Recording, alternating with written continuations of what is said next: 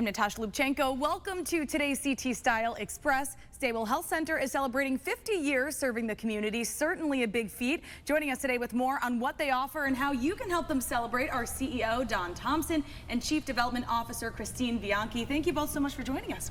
Thank you for having us. Of course. So big milestone, Don. What does this mean to you? Well, for me, it means a lot because being born and raised in Waterbury, I kind of knew what StayWell was. And I went there in 1985, and at that point, we were a city clinic, just doing part-time dental and some pediatrics. And we've grown up to 110,000 patients visits a year. Wow. We're at 7 locations. We do medical, dental, behavioral health, and substance abuse. And so I'm proud for Waterbury, and I'm proud for StayWell and my staff. It is amazing. Congratulations. And you touched on it, but Christine, could you elaborate more on the services that you offer today for our viewers who might not be familiar? Sure. We see patients throughout their entire lives. So patients come to us for women's health when they're pregnant.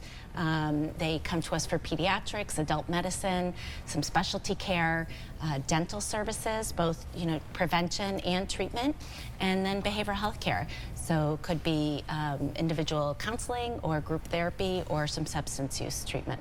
Wonderful. And Don, I want to take a walk down memory lane here in honor of your 50th anniversary. Tell us where and how it all started. Well, StayWell started in 1972. It was an outgrowth of the Model Cities program.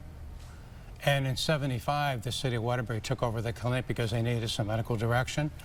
And I came in 1985. In 1995, we became a not-for-profit 501c3 in order to apply for federal grants.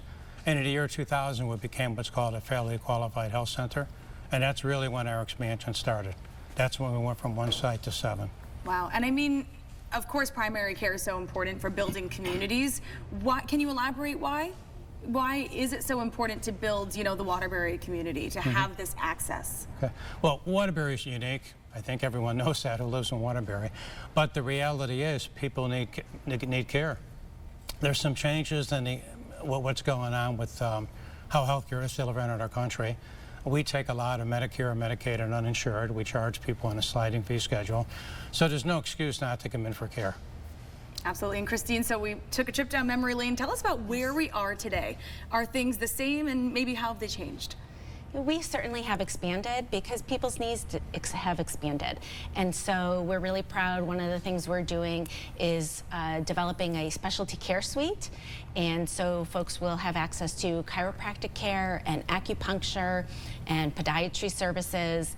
And we've learned that these things are really important for people reaching their optimal health. And, sending them elsewhere is not always feasible.